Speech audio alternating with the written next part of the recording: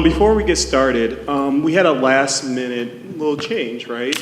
Doug, who's supposed to be here, you can see him on the screen. He had a family emergency, he could not come in.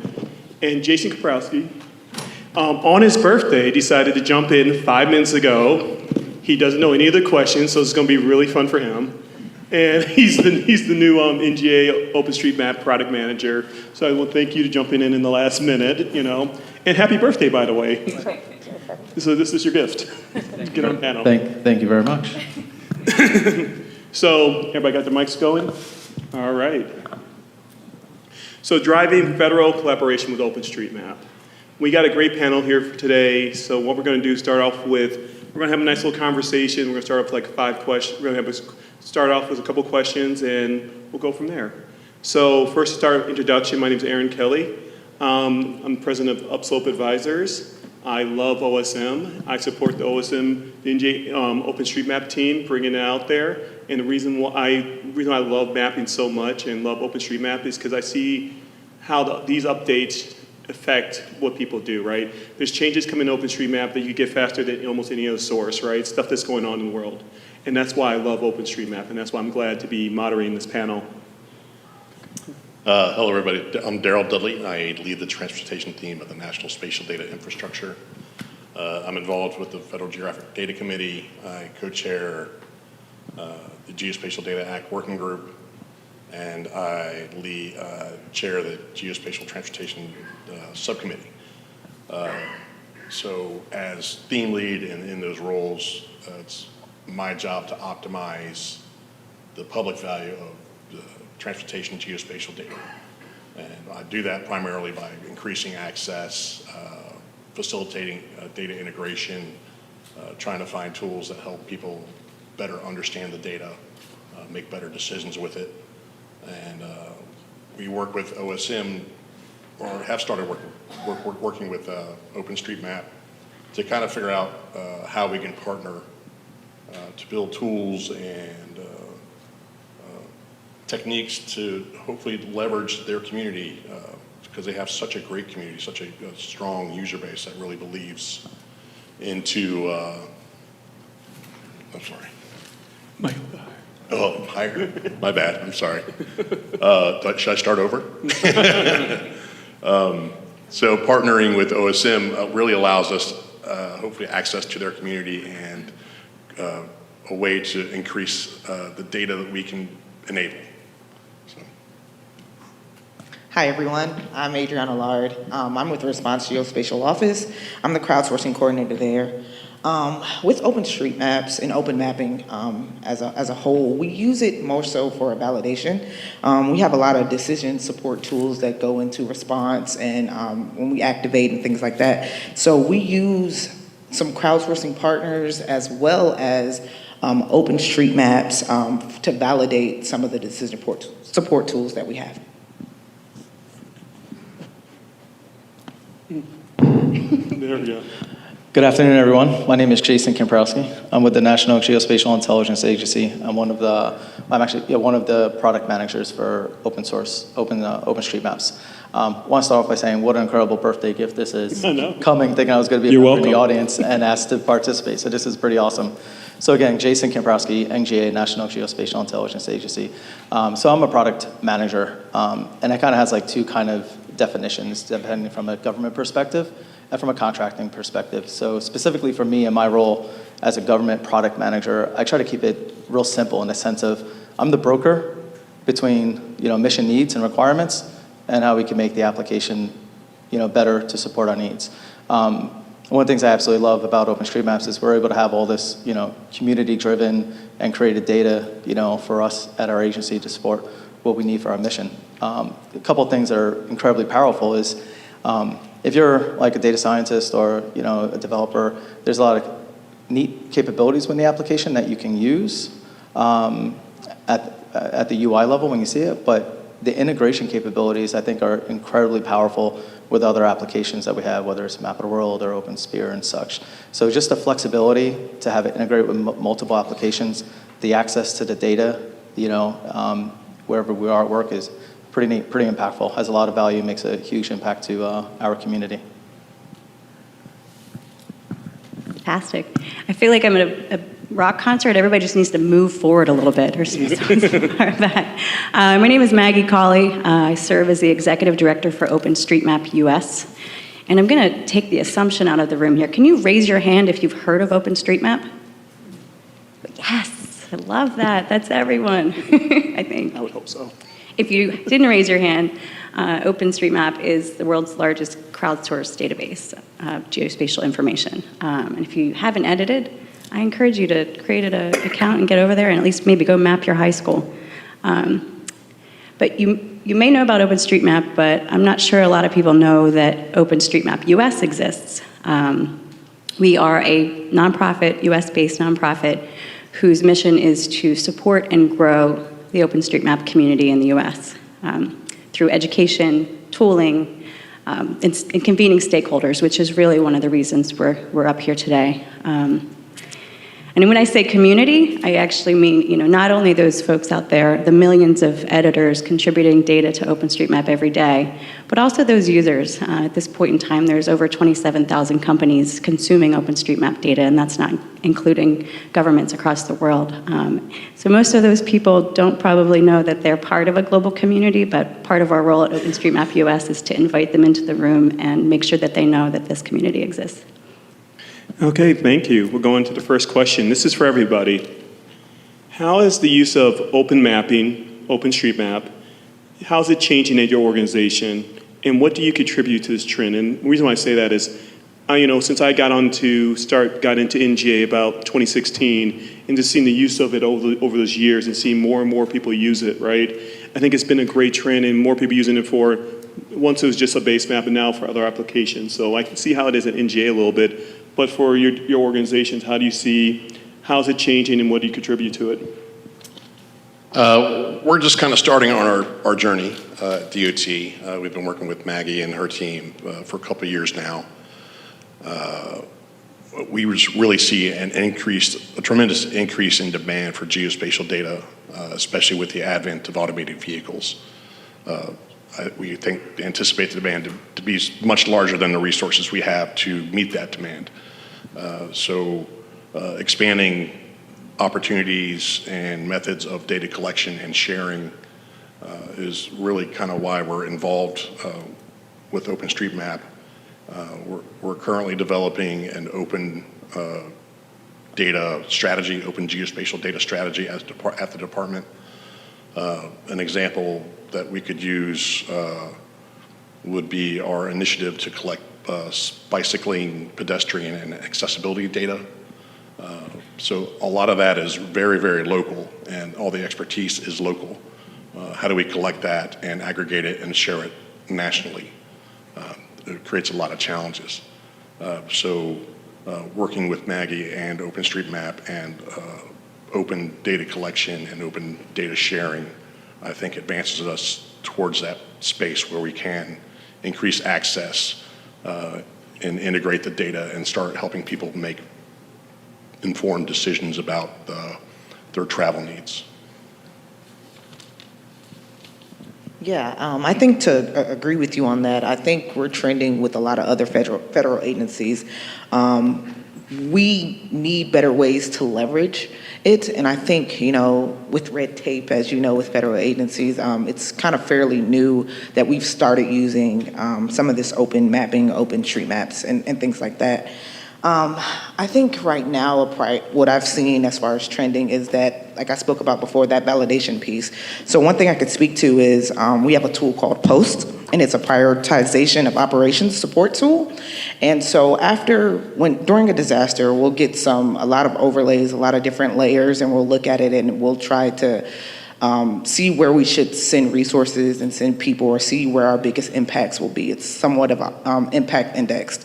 And so with that, we'll take a lot of open source or open data, open mapping, and kind of validate those to make sure that we were correct and that it was right, or to make sure that it was in line with what we sent or how much we sent. And that's what I've been seeing lately, as well as we use it in a crowdsourcing. So a lot of times we're not able, with FEMA in response, we're not able to get boots on the ground right away. But if we use that crowdsourcing, use that open source data to kind of look and see where we should respond, or how bad is it? So that's what we use it for a lot. And I see the trend going up as far as the need and the want for open mapping, open data. Man, how do I follow that? Everything, what I'm hearing right now is exactly what we're impacting our agency. It just gives us the opportunity to take or acquire information that wasn't readily available to us. And it just provides us that data in our organization to support our mission. There was a request that came in last week that kind of demonstrated the power of it. Like, within our organization, we have responsibilities to understand boundaries, right? Derald was talking about transportation, but specifically for us within boundaries, we're looking at boundaries, whether it's maps or information. But what's pretty neat is, if there's areas that nobody really even knows about, but you have users out there that's kind of saying, hey, this is my village, this is my boundary, we're able to capture that information, whether it's for natural disaster purposes, supporting FEMA, human geography. It's incredible. So it's just having access and available to, like, literally the world contributing to, geospatial data. Another thing that's really impactful to our organization is the flexibility and how it's open and you're able to integrate it with other applications. I mentioned earlier a little bit with Map of the World, OpenSphere. So if we do have a community out there that's not aware of OpenStreetMaps, we can have that embedded within other applications. And you'll see right there, OpenStreetMaps. And as Aaron is doing his user engagement efforts in our agency, that's just some of the things that we're educating folks through Discovery Series. Just, share the wealth, understand the value, demonstrate the impact, and just let it be contagious. Are you sure you weren't prepared for this panel? Gosh, I guess I bring a different perspective here from the community side, but OpenStreetMap has really reached a level of maturation as a project over the last, almost 20 years. And I think, the private sector has seen its value and, economized on its value for a really long time. There's a lot of applications using OpenStreetMap, and it's free, right? And I think that value is increasingly being realized by our state, local, and federal government agencies because the data is just getting to that level of quality. And, it could take a year to update all of the buildings in, a county government's database, but it could take minutes in OpenStreetMap. So even that timeliness of data and the readiness is something that people are coming to rely upon. I'd say that the other thing is, the value is not only in the map data, but the tooling, the open source software that is being built around OpenStreetMap, I think is also getting more attention in recent years than it has in the past. And the encouraging thing that I see is that there's more collaboration around those tools as more and more people are using them. So I hope it's a trend that continues. Okay. Let's move on to the next question, and now we're going to get into the details. How do you, for your agency, I'll pick on my NGA rep and FEMA rep. How do you guys manage quality, accuracy, and reliability when using open data, open source, open mapping data? And the reason why I say that is because I know at least at NGA that's a question that comes up to us all the time. Like, this is a great data source, but how do you know it's accurate? How do you know that kind of stuff? So how do you deal with those kind of issues? Great point. I think that is a challenge, right? Yeah. As you mentioned, especially in FEMA, where we have to be accurate. I'm not going to say right, but we have to be accurate in responding, right? So that's been kind of like the biggest challenge that I've seen when we're trying to say, hey, we can leverage this data set, but they're like, oh, I don't see a timestamp, or how do we know that's for this disaster, especially places that get hit more than one time when you get that open source data. So I think it's one way that we manage it is just partnering with the right people, right? Making those right connections, the people that are already validating the data, that are ingesting the data, going through it, making sure that it's correct. I also think that spaces like this, where I can meet people and talk with people and ask questions about the data that they have and kind of get those answers. And so I'm able to give my senior leaders and say, hey, no, this is actually verified by this agency, this many people look at it. And I think in FEMA, we have a few data sets that we use, but a lot of the time it goes out to the regions. So depending on that regional wherever that disaster happens in that region, they kind of are able to validate their own data, and we'll get it at HQ from a headquarters level and use it there. So I think it's just a thing of working with everybody and making sure we understand the good and bad about every data set and leveraging that. All right, sir. So for us at NGA in our profession, right, we're trained since day one that not a single source is going to be the end all, right? So it's a matter of experience, understanding what you're looking at. Most of the times if we're looking at an area, we're analyzing geospatial data, it's not our first time. So we have really good muscle memory of the areas that we're looking at.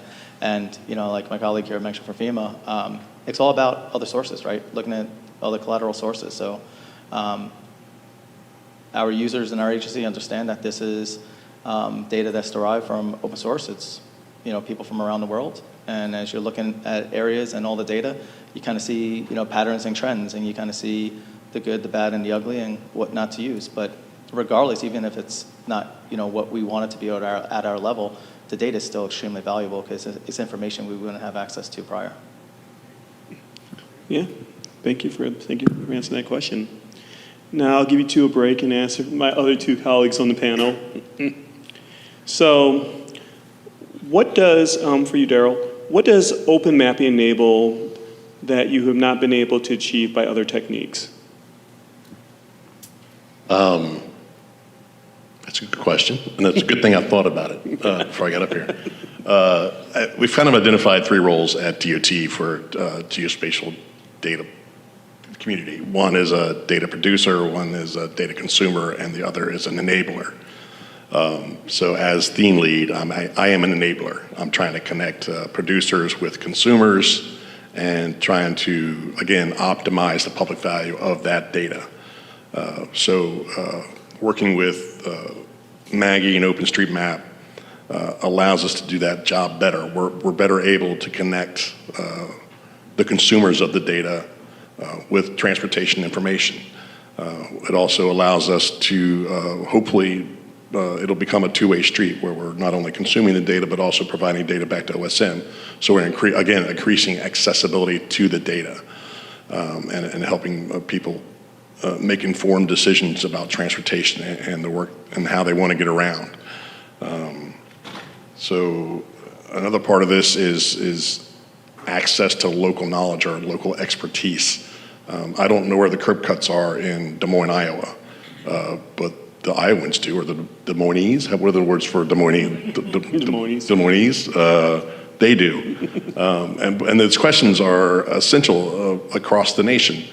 So as we get into the community and start building these partnerships and understanding that we're all in it together, we can start really kind of influencing and helping people make better decisions that make them safer and make transportation more efficient. So the big thing we're focused on is safety. So if we can make somebody's trip safer, that's fantastic. If we can save somebody the trouble of walking an extra block or going to a building where it's accessible and as opposed to where it's not, that's a victory too. So all these small victories accumulate, and we hope to make a difference in people's lives that way. Okay, and that's actually a good thing you brought up, the local data, the people who are putting the data in there. That's something that people kind of forget about. Like the people who are updating these maps are the people in those areas, right? You could take every agency, but you're not that person in Iowa or wherever making those updates. So I think that's a great point. So Maggie, following up on that, how are you collaborating to support these goals? How are you doing that? This is a good one. I didn't prepare for this at all. So, OpenStreetMap US is increasingly becoming the convener of all the stakeholders. I mean, if you think about OpenStreetMap and a map, there's so many different things that it touches. It touches our whole world. Everything is geospatial. So what we've started to do is create these convening spaces, especially with the government. We created a government committee 2 years ago. Within the first year of our conversation started in 2019 in Minneapolis at the State of the Map US. And, we had a panel, and the questions were, can authoritative data and crowdsourced data live together harmoniously? And this was a big question for an hour panel to tackle. What does interoperability look like? What does a collaboration look like between government and OpenStreetMap? So these were the foundation for our first government committee meeting. And I think we had 15 people at that first meeting in August of 2020, and I was really excited about that. And then I looked at an org chart of the federal government, and it's like, wow, we have a really long way to go to make sure that everybody's voice is in the room. But 2 years later, we have 60 people coming to these meetings on and off, and really starting to grow that. So, I think the value that we're bringing is creating kind of more neutral space to bring all these stakeholders together, private industry, government stakeholders, and the mappers. So we are bringing, map editors into the room as well to talk about, how we work on metadata. The other thing is finding a shared language. You talk about government GIS very differently than you talk about OpenStreetMap data, but we all know at the end of the day it's kind of the same thing, but what's a tag? What's an equals what? So providing that translation has been a long conversation, and getting to that shared understanding to support future collaboration has been really, really great, and something that needs to continue.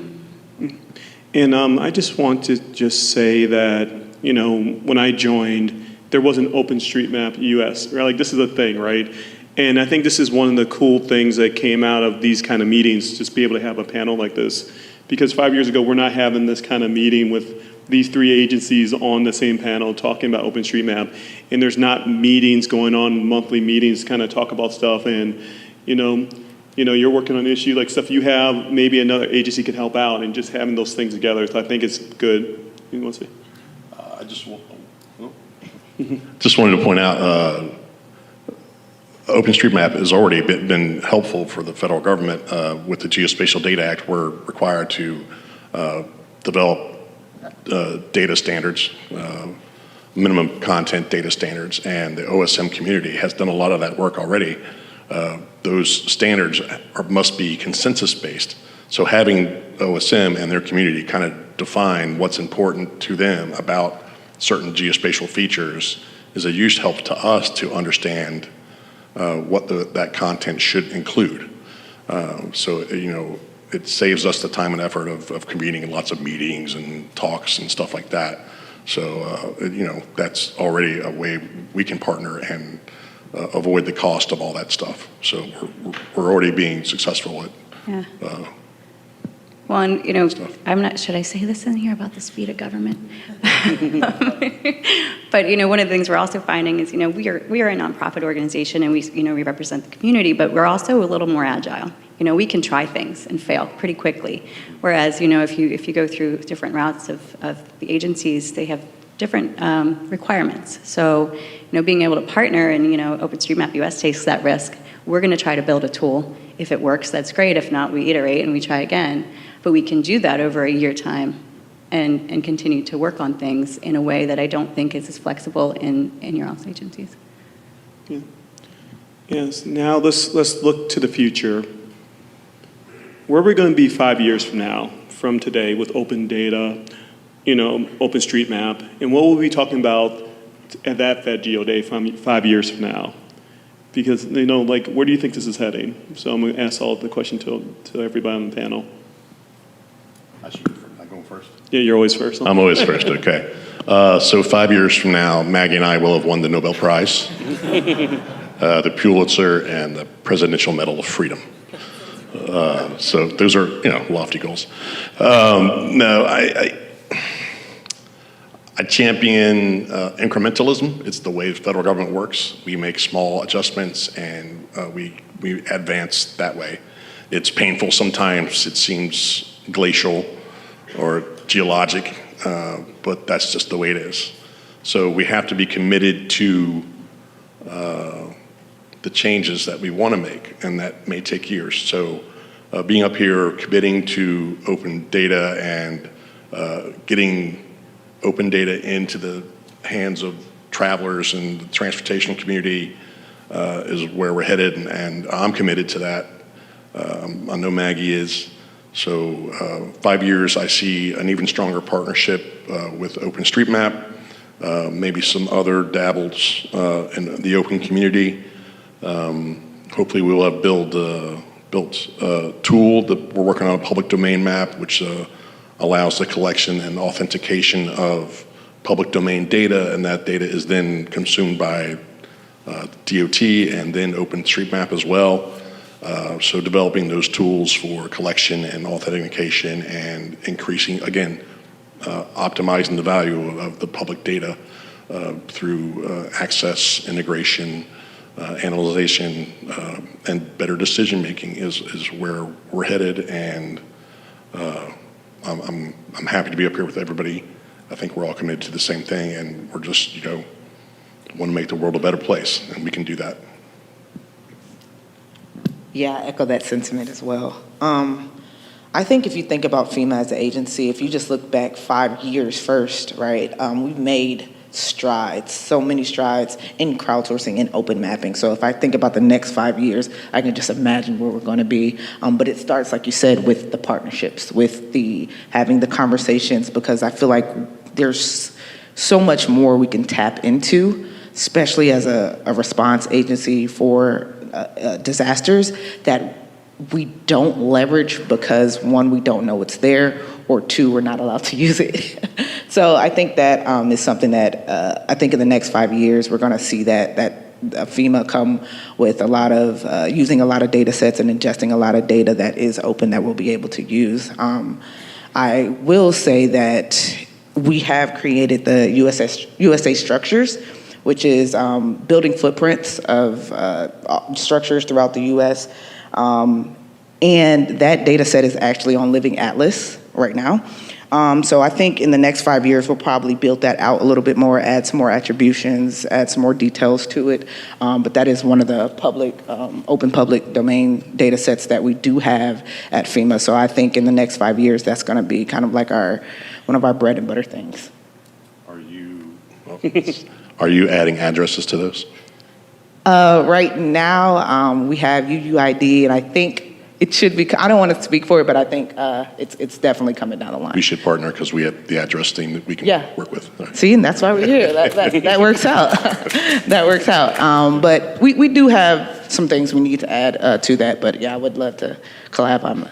I'm probably not the right person for that, but I definitely think we can do that. So in the next 5 years, I do think FEMA will be one of the agencies, well, I hope will be one of the lead agencies for open source and open mapping.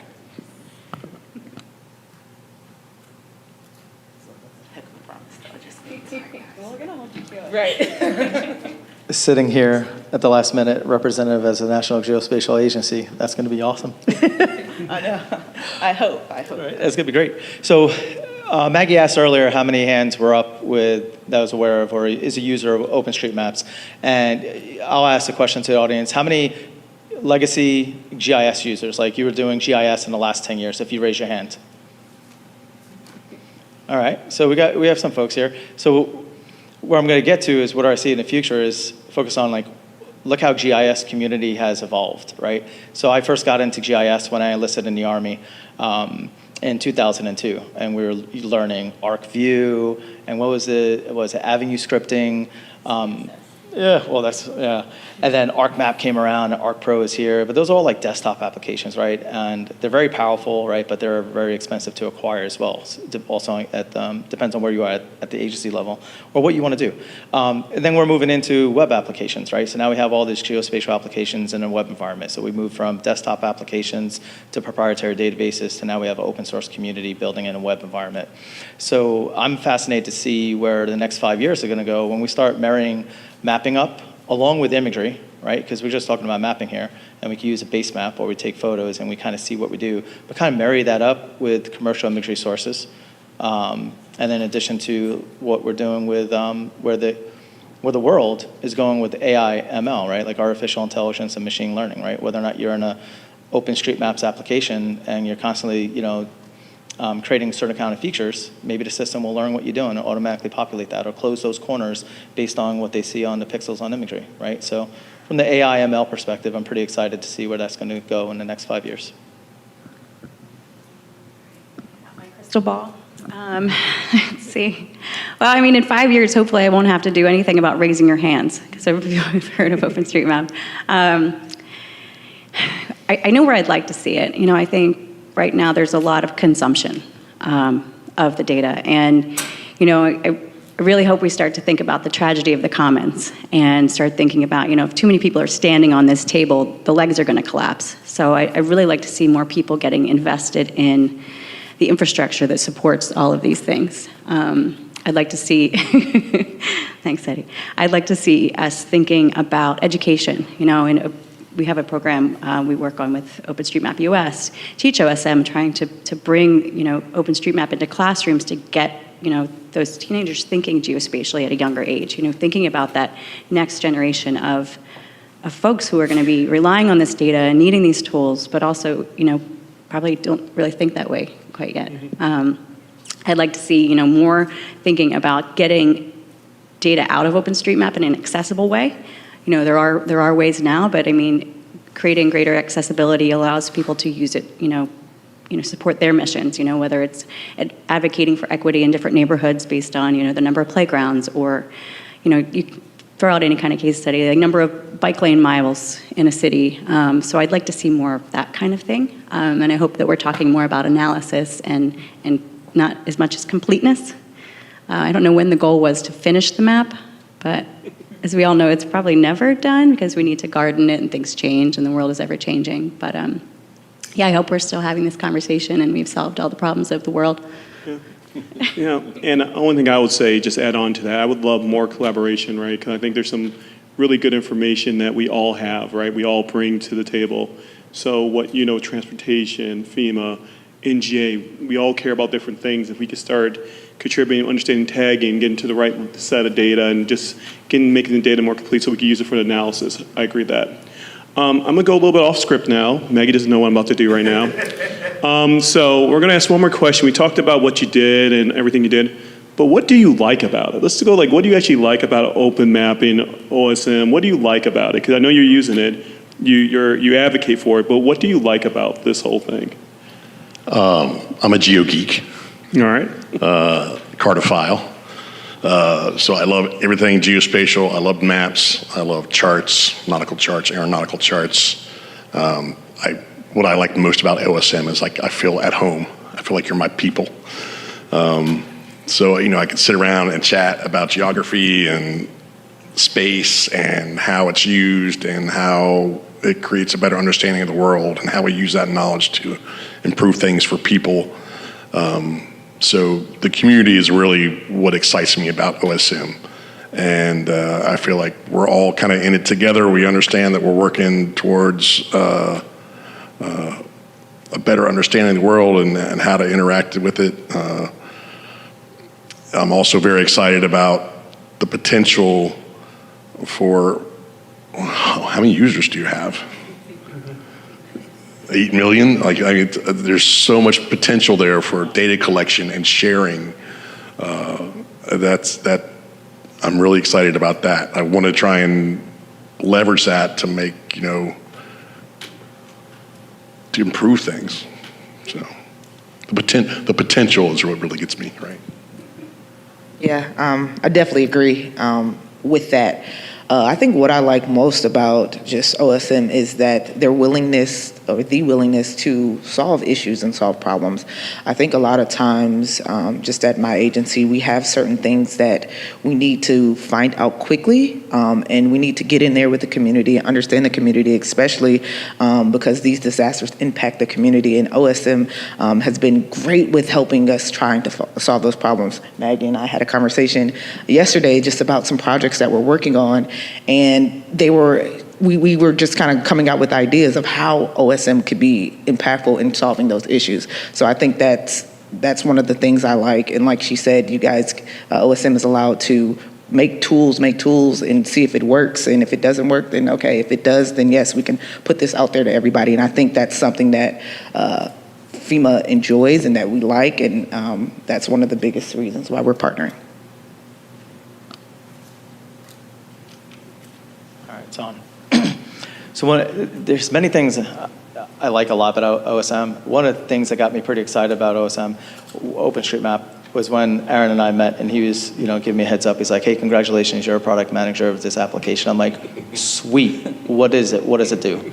And he just sat down with me. It was just the simplicity of it, right off the bat. Being able to have like a google.com/maps, but have something you could contribute back to, and have available to us to support our needs. I explained, I was like, man, where was this 10 years ago? As I was an analyst, and I know that there's information over here, but I can't get it over where I need it, to do my job or support the mission or task at hand. So when I saw that we had that available at our fingertips, I was like, this is powerful, it's super incredible. Another thing I think that's really excited is two things before I close out. I said this earlier, but the ability to integrate with other applications. A lot of folks who are like technically savvy and to kind of understand knows what that means. But here in 2022, connecting APIs and having integrations is pretty much almost like a copy paste. It doesn't really take 2 weeks of planning and a week and a half of implementing and another week of testing.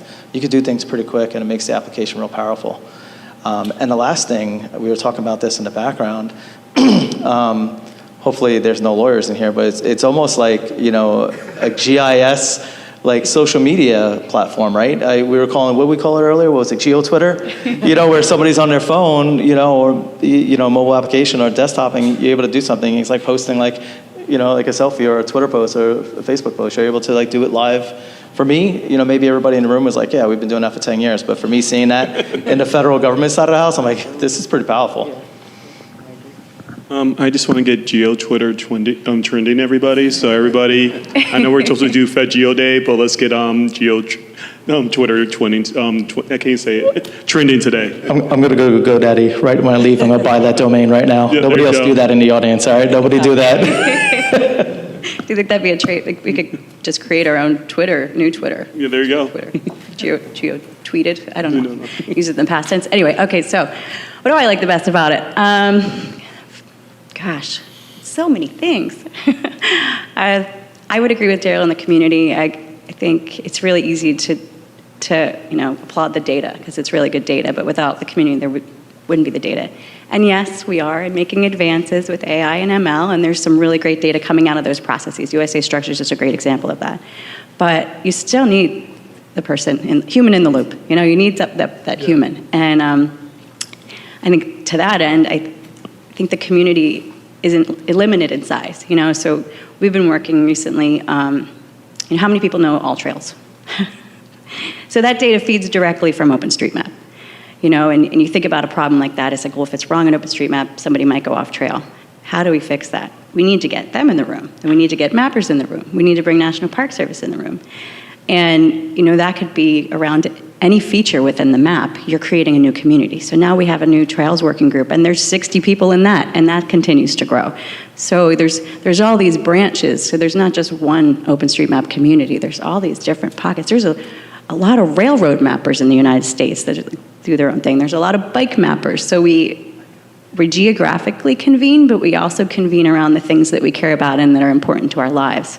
So that just, to me, creates this limitless potential of where we could go. So. No, and I agree with that. And working with Jason, and when people find out about OpenStreetMap and find out the other things could do, the Nominatum, the Overpass, all those tools, and they're just like, what? And we could do this, and like that's what we've been answering the last 2 weeks. It's just people like, can you find this out? Like, yeah, we can find it out. And there's things that people didn't even know they could use OSM for. So that next question that you have, you can answer that with OpenStreetMap. And we're going to end the panel on this. We're going to end up with some final thoughts. You can talk about whatever you want. Hopefully, it's open mapping and OpenStreetMap, right? But you can do whatever you want. So I'll go around with final thoughts there. Final thoughts. Get involved. Join OSM. I have a couple committees that we talk about geospatial data all the time. So there are opportunities and ways to get out there and contribute, especially geospatially. It's a great community. We work together to make things better. It's a great way to spend your time. The people are fun. probably with the exception of me. But, I just get out there, get involved, and try and create value for people around you. That's all I have. Final thoughts. I think that at FEMA, I feel like there's so much open data, OpenStreetMaps, that ways that we can leverage it. So my final thoughts would be, I would love to collaborate more with everybody, people in this room, to figure out ways we can better leverage it and at FEMA to make sure, because we have a life-saving mission, to make sure we meet that mission. And thank you guys for having me. Give it the delay to make sure this mic is on. So I'll come out a little bit different. So as I mentioned, I'm a product manager. So what does that mean? I'm the broker between the users and the application to make things better. So I would just challenge everybody in the room who are users, whether or not you're a power user or you're just getting into it, provide feedback, right? I'll look over to Maggie. She mentioned Agile earlier and implementing, but provide feedback. See. Based on your experience, folks raise their hands that they've been GIS users for the last 10 plus years. If you're new to the application, you have greater, bigger, different perspectives on how you use the application. But challenge us, challenge the team, see what we could do to contribute to make the application better for the world.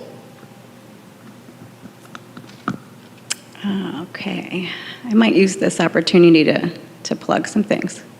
Go ahead. All right. Go ahead. First, I'd say if you haven't ever worked with the data, go over to openstreetmap.org. All you need to create an account to edit is an email address. So go in there, maybe try mapping, even if it's just one feature. It'll really start to give you an understanding of the data structures. Second, we're having our virtual conference next weekend, Mapping USA, mappingusa.org to sign up. It's free, and it's Friday. We're going to have 4 hours of people sharing how they're using OpenStreetMap, and it's a partnership also with Wikipedia. So Wiki North America is going to be there. So it's going to be all about data. So if you're into that, I'd say join us. Saturday there's workshops. So if there's something you heard about that you want to learn, it might be taught that Saturday. We're also really excited to announce that we are a membership-based organization. We have individual members. They vote for our board members. Our board members are all volunteers, but we just expanded that to include organizational memberships. So this will be a more formal partnership with federal agencies and nonprofits and companies to start building even more of a foundation in that shared conversation. So if you're into that, come talk to me. Okay, I want to thank this great panel for doing this, especially last moment. Thank you very much. Thank you. I hope you guys learned a lot. Please come talk to them afterwards. Ask them whatever you want. They open the door. And Jason, happy birthday again. So there you go. So thank you very much, everybody. Just talk to you guys later. Thanks, guys.